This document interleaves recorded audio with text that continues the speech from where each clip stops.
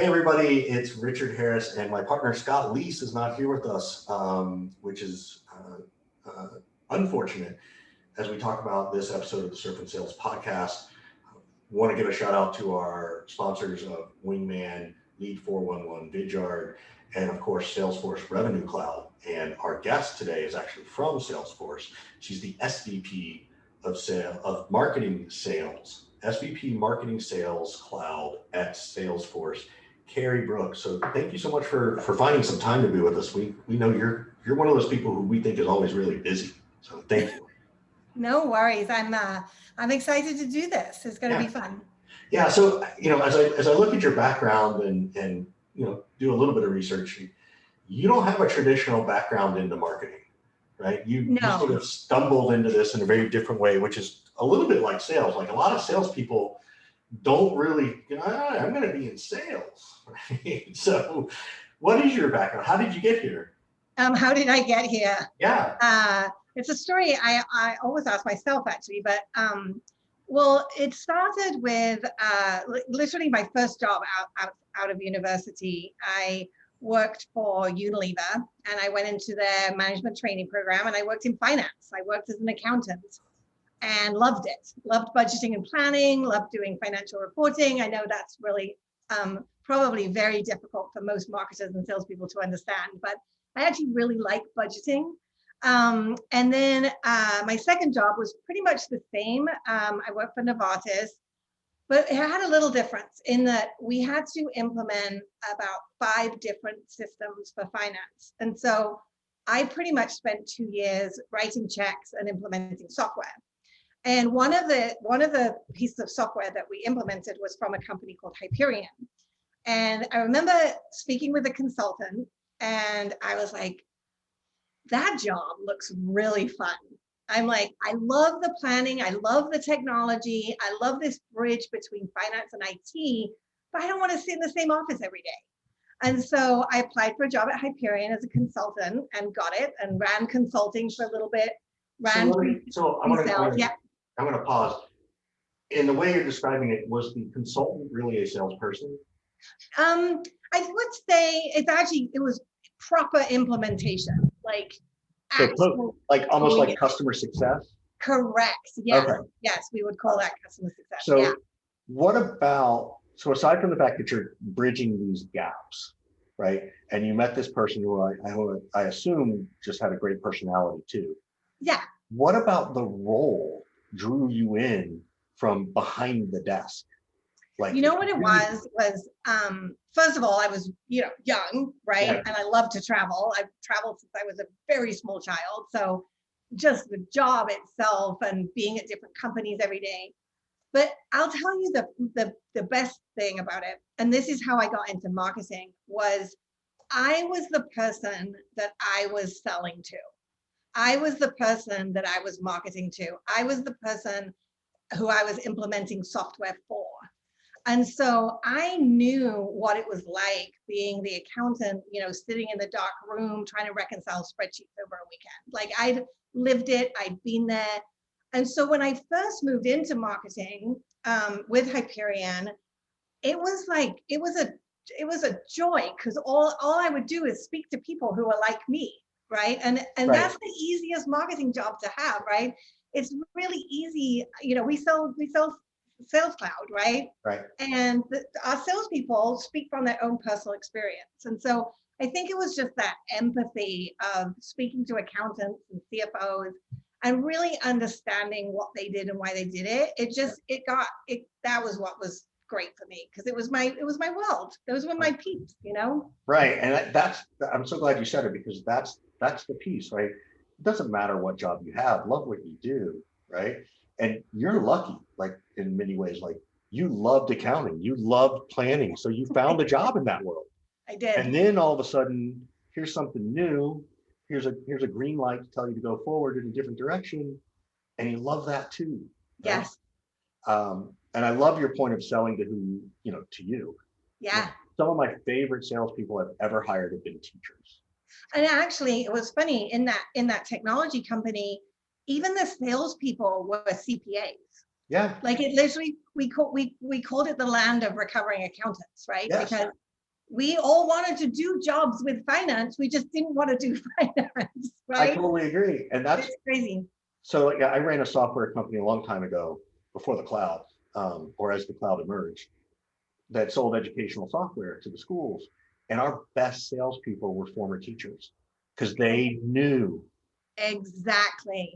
They knew. And even now, I still hire former teachers. Like I try to, if someone's asking me to recruit, I'm like, you're a teacher, I think you might like this. And if they've got an outgoing personality, they have patience, they can explain things very simply Yep. for people. Yep. So anyway, so I love that you brought that up. And they can manage a bunch of 8-year-olds, which often sometimes work is the same as that.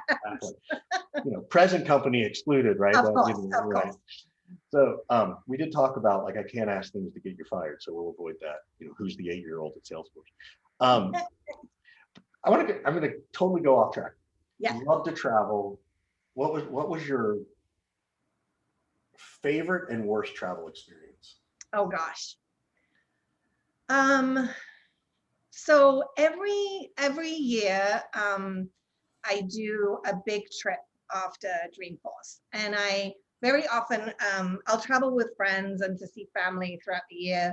But my post Dreamforce trip, after conversing with 120,000 people in San Francisco for a week, is to be on my own. So generally my November, depending on Dreamforce hits, but my November trip is on my own, and it's somewhere big.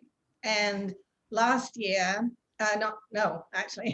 not last year, the year before, right, 2019, I had the joy of going to Bhutan. Oh, wow. And it was, it's probably one of the quietest places on earth. It's one of the happiest places on earth. They actually measure their gross national happiness index. They do? Yes, that's the measure of how their country is doing, is their happiness index, not their domestic product, gross domestic product. It's and you see it everywhere. Right. No one, I'll tell you one tiny thing about it that was just summed it up. No one toots their horn in the car unless it's actually there's danger ahead. And so everyone goes slower. There's no traffic lights. People are just like, it's the most harmonious country I've ever been to. And you can imagine after Dreamforce, right? That's pretty crazy. That's epic.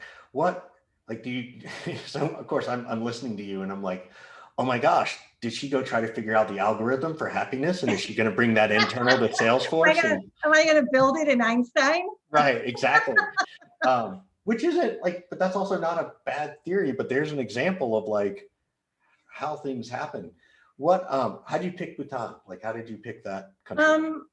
I've been, a long trip. I like to go somewhere very unfamiliar to me. So I've been to India probably about 7 or 8 times in my life, both for work and for personal travel. And I'd read so much about Bhutan, thinking, well, maybe I'll go up there from India. And it's actually, tourism is very much restricted. You have to get travel permits. You have to go through guides. And so it wasn't kind of I'll just pop up there for a couple of days. Like it took a long time to arrange. So it was just the unfamiliar. Like, I just want to be places that challenge me, right? It's like, it just gives you a different perspective on life. And like in India, it's so different than America or Britain, where I come from. And so it's just experiencing different people, different food. I'm a big foodie, and I love my wine. And so anywhere where I can experience new foods is also kind of imperative. And then just the culture, like the people, right. I had this guide, and, he still WhatsApps me, every couple of months just to see how awesome. I am. It was just a magical place. So that's awesome. I want to go back to that part because I think there's a business aspect to this too. Like, there's a pattern I saw of like, I don't know this new role, but that looks interesting, to I want to get uncomfortable and go somewhere unfamiliar. Yes. You know, if I were going to dial up and ask your mom and dad, does that sum Keri up pretty well? Yeah, Like, my mom would say, whenever she's having it easy, she will always find something hard. So when anything kind of gets a little routine or safe or, you know, not and very familiar to me, I change. I change my job. I go to a different country. Like I moved to America 21 years ago, and I moved here after being offered a job after 2 months of being offered the job. Like I'm like literally, I'll be on a plane in 2 months. And so I think it's just that you know, that natural need for something new. yeah. That really drives me, both absolutely at work, as well as non-work. Yeah, I love the thought too, because I've enjoyed going to different places, and not knowing where I'm going. In some cases I do want to know where I'm going, and there's something really zen about it, right? Like, and I can see, look, it was 9 or plus months planning Dreamforce. It's 3 weeks of prep before Dreamforce. Then there's the week of Dreamforce. And there's something really nice about getting so far away that the only thinking you have to do is like, where am I supposed to go for dinner? Correct. You know what I mean? Like, I totally get the zen of that piece. Yeah. Is that why you do it that way? Yeah, and I've done trips where I've traveled, like Bhutan, for example. My whole itinerary was there, and we actually amended it along the way a little bit. Right. But it was there. Like I had the full brochure and from the tourist office, and I had everything planned out. And then a couple of times I've gone to India and just, you know, known that I was flying into New Delhi, and then pretty much picked it from there. Yeah. So it's kind of like sometimes it's nice to have to actually know what you're doing the next day, but sometimes it's not, you know. And with Bhutan, it was really nice because I'd been telling people or helping people or explaining to people for the 9 months leading up to Dreamforce, and it was really nice not to have to figure any of that out. Like, Yeah. I don't need a strategy. I don't need content. Right. I just got my guide. And there's also a difference between you planning it out of like, logistically, here's my plane ticket and my hotel and here's my guide, versus what am I really going to do every single day, every single moment. Correct. Those Yeah. are two different Yeah. things. Quickly, worst Yeah. trip experience, worst You trip know, experience? I've been trying to like dual process as we were talking, because I'm just trying to think of a trip that was a disaster. And even the ones where, like, I fell off an electric mountain bike in Spain last year with my friends and really hurt both ankles, and had a great trip to a Spanish hospital where they were really nice. And, you know, that could have been the worst trip, but you know what I got to do is just sit by a pool and sunbathe and, you know, drink Right. cocktails. And so yeah, it was like, yeah, it wasn't quite what I was gonna do. You know, I didn't hop around museum, well, hop around, haha. I wasn't like, you know, going to museums every day and walking around towns, but hey, it was probably one of the most relaxing holidays that I've had. So even the crazy ones turn out good. yeah. Look, even the trip to the hospital, right? Like, just as like experiencing healthcare in a different country. So funny. Right, and you've done it certainly in the UK. You've done it in the US, and you've now done it in Spain. You know, of those three, is the US still number 10? And how bad it is? Like, well, I'm lucky. You know, with obviously with my job, I get healthcare, but it was interesting when I moved over to the US. In the UK, we obviously have national health, and then you can actually employers offer, you know, you can go private too, and the employer will pay some and you pay some, very similar to here, but we obviously have so when I moved over here, I was filling in all my, you know, my new hire forms and everything, and my benefits forms. And I said to, I was saying to my boss, I'm like, I don't think I'm going to take the, you know, the private healthcare option. And he looked at me and he goes, what? And I said, Yeah. well, I just need the emergency room if something happens and everything. And he's like, oh, no, Keri. Yeah. No. Yeah. So that was a big, like, oh, it's quite different here. Yeah. Moment. I mean, and look, there's 1,000 people, but I know he's been there forever. Do you happen to know Leon Markham? I do. So, actually, he's a very good friend of mine. Yeah, he was a good friend when he lived here. Our kids went to kindergarten together, and he and I became friends. And he had a bike accident here once, and he did. He was just overwhelmed by like the stupidity of our healthcare system, and so he really shared how it works in the UK. So. Yes. Right, I want to move into some business stuff. Like that's really what we're here, but it's always fun to get to know someone and hear something. I've never had a conversation about Bhutan, and I certainly never knew about the happiness index. I'm going to sort of jump into the obvious, right, which is COVID. Yeah. And I kind of like to understand in a couple of different areas, and I know we'll tangent a little bit. The massive pivot. How do you steer? Look, if I got a company at 25 people, I can steer pretty quick. Yeah. You got 60,000+. Yep. How do you do that from March 19th to April 19th? Just that piece. It was a crazy time at Salesforce. I mean, it was a crazy time with everyone, right? But one of the most inspiring things about Salesforce, about our leadership and Mark Benioff in particular, is this ability to really steer the huge tanker in almost like sports car ways. That's a weird vehicle analogy, but it's really fascinating. It feels like you're on a container ship, but you're actually in a speedboat, if you see what I mean. And what we did was in March, one of the first things that we decided to do was to help. And it was a mandate. It was an absolute mandate of helping.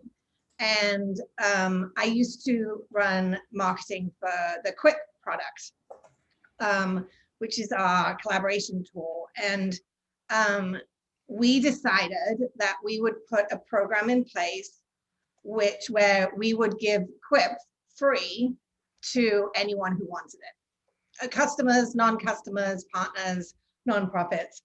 And because we knew that working from home meant no more water coolers, no more meeting rooms, no more conferences, no more events. And this tool really helped with that. So we had to, in a matter, I think we actually got this done in like a week or 2 weeks, because we had to put all the systems in place that, so all our pesky salespeople, when they saw a contact come in, that they didn't call them and try and sell them something, right? So we had to put these programs and these processes in place. And I believe that we did that in 1 or 2 weeks. And it was part of the Salesforce Care program, where we made a number of our pieces of technology available for free. And we did that for the whole year last year with Quip. And so that was really the first sort of COVID moment for me, was just this absolute pivot on just getting technology into people's hands just to help. And then it was kind of like, okay, now we've done that. So now we're helping people. But then it was a case of, well, how are we thinking about our technology in order to help people like get back to growth, right? Or get back to work. And so it was almost like, okay, help them at home, help them get back to work. And then where we are now, especially with Salescloud, is most CEOs now are looking to sales to save the day, right? To get back to growth. We've got to grow top line revenue because that's the only way that many organizations are actually. I got to look to marketing. I know I'm not going to go out on that limb by myself, Keri. And so so now we're in the stage of how can we help, but how can we help get back to growth, not just survive, right, 2020, but really thrive in 2021. And these pivots happen really quickly at Salesforce, and I am so proud that we do this, and we do this on a commercial basis, right? And we make money, and we do it on a business is the greatest platform for change, and so we do it in 2 ways. So and I'm a Benioff fanboy. Happy to admit it. Love reading everything he does, and it's one of these reasons because he just gets it, right. And I would love to ask him where he got that part from in his life. What do you think as you look at leadership? One from him, right? And I know about the V2 moms, and so I know how you guys are organized, and maybe that's a piece of it. When something like this happens, he does something, he makes an announcement, and it clearly motivates you. Yeah. And then you've got to take that, and it's going to motivate people below you. Yeah. Meanwhile, every single person's like, holy shit, my family, my kids, my mom, my dad, like, what do you think it is about him, Salesforce, the culture that's like, we're still going to get this done? Yeah. We're not going to just press pause and figure it out, which I think a lot of companies did. They did. And they needed to. Like, there's no disrespect to that. No. What does he do that inspires you so much that you then can sort of help inspire the people that report into you? So I can probably speak more to my team, but it is a reflection of what comes down at me, right? I think the biggest thing is trust. Trust is our number one value, and we talk about that as far as trust with our customers. But I will tell you, last year taught me the power of trust in a team, and not just trust in me as a leader, but trust in each other. And for me, that was the one thing that I want. That was the end game, right? Now, it takes a lot of work to get to that end game, right? You have to have empathy. You have to have understanding. You have to study. Like, I studied a lot. What did you study?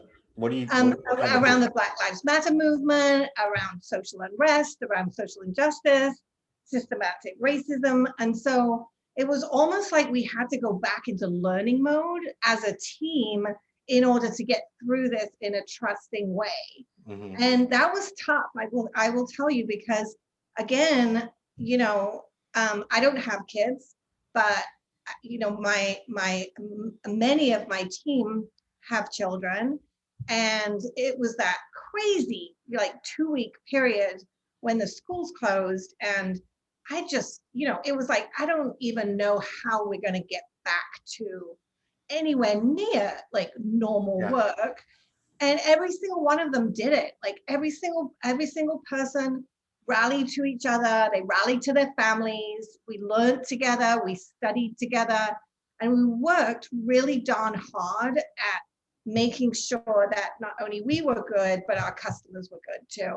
Sure. And so it was an interesting, I learned new skills during that time. I want to come back on the trust. I think I know the answer, or at least my interpretation of an answer. What does it mean for you to trust your team? And I know that starts at the top at your of that. So what does trust mean? So for me, trust is really it's never something that I can impose on someone, right? It's not something, it has to you have to come to that trusting relationship together, and it has to be two-way, right? It's not enough for me to trust my team if my team doesn't trust me. And so I try and lead with with fast decision making, but with empathy to the people that work for me. I also make a commitment, and I make this commitment every time I take on a new team, which is they will have the best roles of their career, and they will have the best career of their lives, because what we do as a team sets them up for that. And so I've done a lot of jobs, and I've had a lot of positions in marketing, up and down the hierarchy. And I really want to help other marketers, or anyone in the company. It's not just marketers that I mentor, but it's really like, how can I give them the roles that they know what success looks like? They're invested in that success. We're all marching to the same goal. and that they're really loving their job. Like Salesforce it's a pretty busy company. Like a lot goes on every single day. And if you don't love what you do, it's really tough. And so I saw from that place, like, how do I give everyone the career that they're going to love? Yeah, I love that piece. I think the one thing that my hardest part as a manager in building trust was letting go. Like I had to let go and not micromanage, even though I didn't think it was micromanaging. And I have to let people fail. I would have to let people have a small budget of something and let them realize they messed it up. And when I had my CEOs prior to me, like literally I had one CEO who was like, well, the law says when you're flying on the plane, we only have to pay you this much, not your regular salary. And I'm like, well, do you want me to do emails on the plane? Yes. Well, then, that level of, there was no trust, even though I'd been there 3 years. And it wasn't that she didn't trust me. She just didn't want to spend money. And that was sort of the thought. Yeah. So that to me is a big piece of, that empowerment you give people. Yes. The trust, right? And I think that's, to your point, leading from the heart first. Yeah. Hey, I'm going to let you do this. And if it messes up, we're going to solve it. Yes. You're not going to get fired for it. Like, this is one of the things I love about Salesforce. And I know this is like an all pro Salesforce. You will never get fired for trying something new. Right. If it happens 10 times, they might have a different discussion. But, correct. Yeah. And I'll tell you, like, quite a while ago when I got into really managing like my first team in a major way in Salesforce. And I found it, I tell you, like, I found it hard. And I didn't realize that people management was very different than leadership. And my boss at the time gave me a gift, a really big gift of a lot of feedback. And I made the decision, and talk about like when things get tough, that's when I really love them. I got a coach, and I worked on this. Like, I worked on leadership as part of my job, and I actually even had a V2 mom for my leadership goals. And so now when I go to new teams, I feel like I have that foundation of being able to lead and do the delegation and trust people, because I've had to learn it. Like, it's not, people are not just, they wake up one morning and they're like, oh, look at me, I'm a leader. Like, I truly believe that it takes really hard work to get there. And you have to set not just goals for the business or goals for the team. Like, I really believe that you each quarter to set leadership development goals for yourself and figure out a way of getting to them. And they can be really specific actions. Like, it's not, I'm not going to become a completely different person, right, in one quarter. There might be something that I do in my job that I'm like, you know what, if I just hone that part of it, then the team and the business will benefit from it. Yeah, I agree. Like, you got to pick one thing, right? Correct. Say, hey, I want to be a better leader. I was like, okay, well, define the leader. Do you want to be better at interviewing? Do you want to be better at coaching? And then, and I see another pattern with you is you have a very open mind to recognizing what you don't know and then seeking to know it, right? Yeah. I think that goes all the way back to your travel. Well, I don't know what's going to happen, but I think it's going to be fun. Right. To going back, which I think a lot of us did, on the Black Lives Matter movement, right? Where I had to go, read and unlearn or recognize some things I didn't realize I was doing, or, and then I can apply it and move it forward. And I think that's the same piece, but you can only do one thing at a time. Yeah. Right. Like, even when we were going back, it's like, well, first I just need to go read all these books. Like, I need to go educate myself. Then I can figure out what I'm going to do. Correct. And so, every learning needs an action for sure. And it needs to, like, again, it could be business or personal, but every action, needs to have, what does success look like at the end of it? Mm-hmm. And you need to strive to get there, not to just, tick off the boxes that you've done something. Like, it has to have some impact behind it. And that's kind of how I look at these, whether it's, running the business or development plans, or even, coaching plans for my team. I honestly believe if you don't have success metrics for it, then no action plan in the world is gonna help. Totally agree. Let's come back to the business. I want to talk more about, so you guys shifted to help mode, right? I think, Yep. I think our friends at Zoom did the same thing, right? Yep. I think Microsoft tried to do Yep. like, thank you to everybody who does that. Like that's that moment in life where, nobody's the big bad corporation. They really are trying to help. Fine. Yep. How did you know? It's a little bit like 9/11. Like I remember after 9/11, it was like, well, when can we tell a joke again? Yeah. How did you know when it was okay to sell again in 2020? And are we there yet? Maybe we're not there. Maybe we're sort of at, well, we're 60% of the day there, Richard. Like, Yeah. And I think the difference is now, I don't know if we'll ever be ready to sell again. I feel like what happened in 2020, we developed these listening skills. We listened to our customers, and our customers really told us what they needed. And, it was a communication about what they needed in this COVID world. But I think the conversations that we had during that time meant that now we really are in the position of helping. And like I said, I personally believe sort of the heroes of the organization are going to be those that can get us back to growth in our organizations.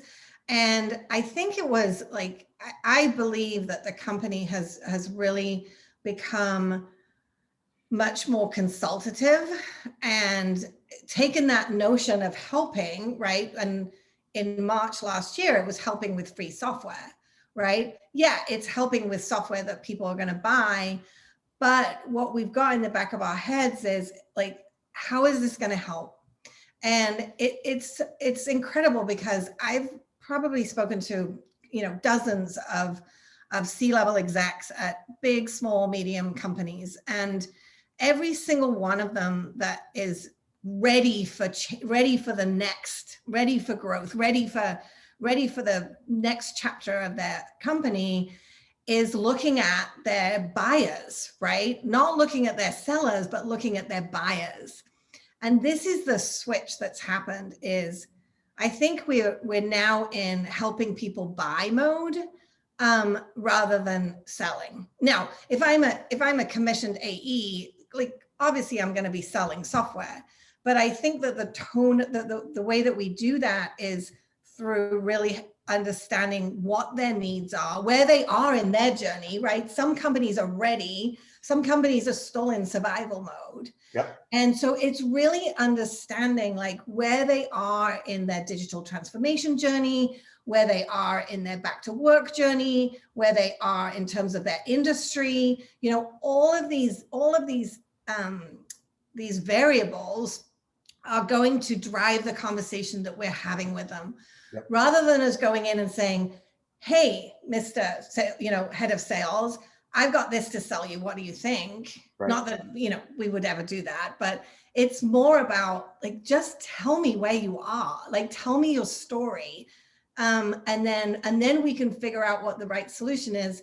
But I think we've just got back to that natural curiosity, right? That says every company is now in a very different phase in this crazy world, and digital transformation has accelerated, right? I think it's 84% of sellers say that digital transformation has accelerated like absolutely since last year. And they have to recognize that. And so what we're looking at doing is just making it easier for, I think my job as a marketer, and before we even get to sales, my job as a marketer is to figure out how my content can help the buyer, not necessarily help the seller. Yep, 100%. So this is it easy, like just, you got to make it easy, because everything else is really hard right now. I totally agree. I want to jump in here too, because I feel like you've read my sales training book and you haven't, but and this is job security for me. So I want to come back to what you said, where everybody's got to sort of talk to their potential customers or their prospects with more empathy, with more concern. And I even say, and I think you've done this, is you actually kind of need to talk to your current customers first.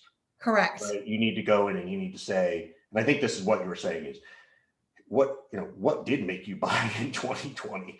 Like you bought something for me in July, like what was so critical that I need to understand it, right? And then the other piece, and I love what you said, and this is how I teach it to salespeople, particularly in prospecting, is to say, look, hey, Keri, it's been a crazy year. I just want to know which bucket are you in? Some of our companies, they're still heads down, just batten down the hatches. Some of them are still battening down the hatches, but they're starting to sort of peek around the corner and see maybe what they can plan. And others are full steam ahead. So as I try to find new customers for our organization, which one are you, so I don't bug you? Like that's kind of the message that needs to get out. And, anyway. And it's also it's those stories of sort of not only the ones that bought last year, but the ones that truly took advantage of what they bought previously as well. Yep. And again, like it's incredible how many of those execs that I've spoken to have changed their business model in 2020. Like, what did they change? Like, what are two big ones, I would say, is first, they've actually made the move to continuing with the virtual selling world, right? A lot of organizations have said, I'm all in. But the biggest thing I've seen from a business perspective is looking at companies, traditional manufacturing or construction companies. And what they want to do is they actually, a lot of them want subscription services, right? They don't want to be the one and done, sell them something and never get any money from them again, maybe some maintenance revenue. And so a lot of organizations are actually looking at changing their business model from a, upfront purchase to a subscription purchase. And that takes a lot of technology. And, coming from the finance world, just on the finance side alone, like you can't do that in a spreadsheet. You can't change a business model in a spreadsheet. You can't change it in, I would say you can't even change it in on-premise software, right? Because you got to be nimble at that point. And I've seen whole organizations, massive companies, who have decided in 2020, that was the year they were going to change their business model, because that's the time to change, right? When you're in crisis mode, look to do something different, even though it seems like the craziest time to try something different. Totally. It's actually the best time, because that something different is driving you now. Like, this is not let's maybe think about subscription services or recurring revenue. It's like, this is what our buyers want now. And so therefore we have to sell them in the way that they want to buy. Yep. So that's been the biggest thing. Yeah, I love this. Like, this is fantastic. You and I could have a conversation about this. I know. Right? Like, next time we can travel, you let me know the crazy place you're going. I'll come meet you for a cocktail. Great. So I might have my wife and a 10 and 12-year-old in tow, but no problem. I will travel with others. And I love what you said too, is the marketer, I'm going to interpret it this way, is that we have to figure out a better way to talk about the pains we solve for our Correct. than we do sort of the beauty of what we do, right? Yeah. And that's always been the disconnect in traditional sales marketing world, is like, oftentimes marketing has to paint a pretty picture, which is great.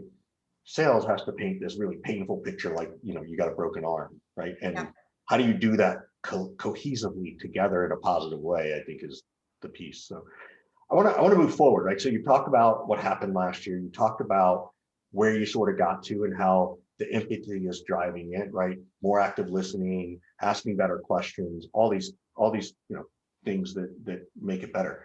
Where are we headed? What do you think? With what you could say and are allowed to say, where's Salesforce? How's Salesforce looking at 2021? Or better yet, what advice would you give to companies looking at 2021? And then even in 2022, like you guys have this a great ability as an org because you're so big. You can, it's January 26th, and yeah, we can have a 2022 discussion. There's no big deal. Like we should. What advice do you give to people as they think about their 2021 initiatives in 2022? Yeah, so I kind of think of it in three main buckets. Number one is about your reps, right? The individual contributor, the guy, the equivalent of me in the dark room reconciling spreadsheets when I was an accountant, right? How do we put new systems and processes in place that we can not just coach them as well as we did when we got them in sales kickoff for 2 weeks and they were, tied to a chair every day. How do we actually coach our salespeople in this new world? Like, I really think that we need to start thinking less about the sales management, what they need to be trained on, and much more on the individual reps, because now they really are individual reps, right? Even if we say, okay, we're going back to work tomorrow, I think what this has done is said, hey, we need to coach all the time, right? We don't necessarily need like this one big sit in a room kickoff. How do we actually put technology in place where we can do this one-to-one coaching, where we can actually use technology to provide what are the next steps for you in this deal? Why does this deal look different than another deal? And for us to automate that, but then also put technology in a way that managers can do that with their AEs. I think that's the first thing, is kind of getting back to the grassroots of what our sellers need. Right. That's the beauty. Again, that for me, that is, that's job security, because that's what I do. Yeah, absolutely. So I call it teaching people how to earn the right to ask questions, which questions to ask and when. Like that's the simplest explanation I can come up with. And then the second thing is, I think it's all about the processes in place. And again, this kind of solidified, as I said, when I was talking to a lot of senior sales ops people, right? We had a state of sales report come out, gosh, I think it was in the summer, maybe the spring. Yeah. And one of the things that sort of struck me on that is, I think it was like 70% of sales leaders recognize that sales operations is going to be the most strategic role. And, like I said, it's really hard to put this in place in finance. Those processes and those new ways of doing business are really falling on both sales operations and what we're finding sort of this new group of people, which is revenue operations. Yeah. And so that kind of automation of processes and being able to build new processes like lightning quick, I think is going to be really important, because just as Salesforce pivots, these big organizations are pivoting now. These 200-year-old manufacturing companies, they're pivoting, and they're doing it like rapidly. So I think that's the one thing. And then the final thing is, which I touched on before, was just the relationship between buyers and sellers. And when I say sellers, I mean all of us, right, who are selling, like whether it's marketing or even consulting or CSG or whoever it is. It's like the relationship between you and the person who's at the other end of a computer and not at dinner with you in, Morimoto's. That's going to be like crucial, is those relationships. Yeah, I think those three things. I completely agree. And I think that's where we're headed. It's always been about the process, right? If you're not adjusting your process, you're not doing something. You die. Yeah, it's right? Just So crucial. The best artists in the world and athletes, they don't a band doesn't put out the same sounding album every time, right? Like Queen is the queen and king of that. Yeah. There was no sound for them, and I'm not just saying that because I love the movie. I'm curious, do you guys even look, well, let me, I have two questions. One is, as you talk about what you just said, right? You talk about it in this big picture. A lot of your customers are 50 employee companies, 100 employee companies, 200, mid-markets, SMBs. They don't necessarily have the resources. Yeah.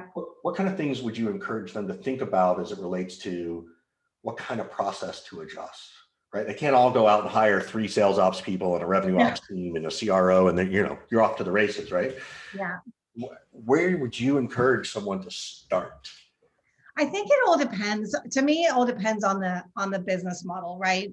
And so, small companies, they might have purely an inbound sales motion, right? So it's basically people catching leads from web forms and driving those conversations that way. And so I think that figuring out what your business process is, who your end customer is, and what are the key pieces of technology and the key hires that you need at that particular phase of your growth journey. Like what's the key process, and actually look at the technology for that key process. Because I think very often, we get into this, oh my gosh, I've got to change everything in my organization. And I feel like this whole notion of figuring out from a business model down to then what's the technology I need, who do I need in the organization? When you speak to CEOs, like they might have they might want to be a PR darling, right? They don't really care about revenue. They're at that stage where they care about PR. Well, then you got to get good marketing processes in place, right? Yep. So I think it depends. What's the strategy? What's the business model? And then what's that key piece of technology that you need, not only for today, but for the future. Yeah. And so I think that's the drive is, okay, don't band-aid it. Like, think about what your vitamins and your medicine is going to be. And so you won't have to stick a band-aid on it, when you get a boo-boo. Yeah, I sort of subscribe that to, stage appropriate decisions, right? Where are you in your stage, right? And I often, particularly the SMBs in the mid-market, pick up the phone and ask for some advice. Yeah. Right? Well, actually, that's the incredible part of our community, right? Of our Trailblazer community, is the coming together of those people independently of Salesforce. And that was that's what we didn't get this year physically with Dreamforce. But, I have a ton of friends who customers who run their local communities, right? They're doing all sorts of crazy things now to keep those communities together. And we resource them when they need our resources, but we don't sell in those. We don't even consult in those. Like, they literally, it's peer to peer. And you're absolutely right. Like, pick up the phone and ask your friend, Yep. I'm gonna preface this. I should have told you before we started, but I'm gonna give a quick announcement. But while I do that, I want you to think about this. What's the one piece of advice you'd like to ask?